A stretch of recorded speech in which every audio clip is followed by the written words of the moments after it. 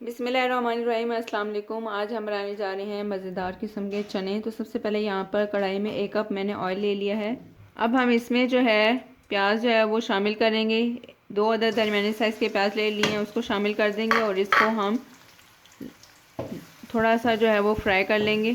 प्याज हमारे जो है वो गोल्डन हो गए हैं। अब हम इसमें 2 टेबलस्पून लहसुन अदरक का पेस्ट डालेंगे और इसको जो है वो लाइट गोल्डन कर लेंगे। 2 से 3 मिनट फ्राई करेंगे।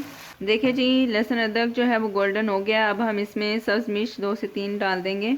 अब हम इसमें जो है साबुत गरम मसाला डालेंगे, जिसमें 2 से 3 अदद दालचीनी के टुकड़े, 3 से 4 लौंग और 2 बड़ी इलायची शामिल कर देंगे। अब हम इसमें थोड़ा सा पानी शामिल करेंगे, क्योंकि हमने मसाले शामिल करने हैं ताकि ये जले नहीं। मसालों में जो है 1 टेबलस्पून लाल मिर्च पाउडर, हाफ़ टेबल स्पून नमक और 1 टीस्पून जो है हम हल्दी शामिल करेंगे और इस मसाले को जो है हम भून लेंगे 2 से 3 मिनट के लिए।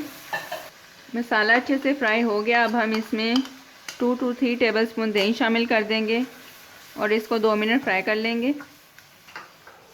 बहुत ही मज़ेदार किस्म के चने की रेसिपी आपके साथ शेयर कर रहे हैं हम।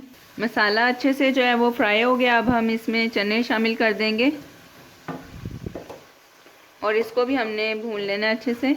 चने जो है वो बॉयल हैं, ये इसको मैंने पहले ही बॉयल कर लिया था प्रेशर कुकर में। इसको अच्छे से जो है हम अब फ्राई कर लेंगे 5 मिनट के लिए।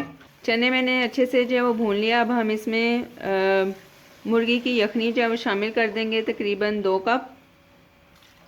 ठीक है, उसके बाद इसमें से जो बॉयल चने थे ना वो मैंने निकाल लिए थे और उसमें थोड़ा सा जिसमें चने बॉयल किए थे ना उसमें मैंने उसको ग्राइंड कर लिया था, तो उसका पेस्ट जो है वो मैं साथ ही इसके शामिल कर दूंगी ताकि यखनी में ये चने अच्छे तरीके से पक जाएं। ये पेस्ट जो है ना मैंने इसमें शामिल कर दिया है। 5 से 10 मिनट जो है ना अब हम इसको पका लेंगे। ये देखिए जी, हमारे चने जो है वो रेडी हो गए हैं। अब जो है ना हम इसको डिश आउट कर लेते हैं और अभी एंड पे जो है वो 3 सब्ज़ मिर्चें और थोड़ा सा हम धनिया इसमें शामिल करेंगे। ये देखिए जी, ये रही हमारी चनों की फाइनल लुक। बहुत ही मज़ेदार किस्म के चने जो वो बनकर रेडी हो गए हैं। इसको आपने ज़रूर ट्राई करना है और मुझे कमेंट बॉक्स में बताना है आपको मेरी रेसिपी कैसी लगी है। खुश रहें, आबाद रहें, दुआ में याद रखिएगा। अल्लाह हाफिज़।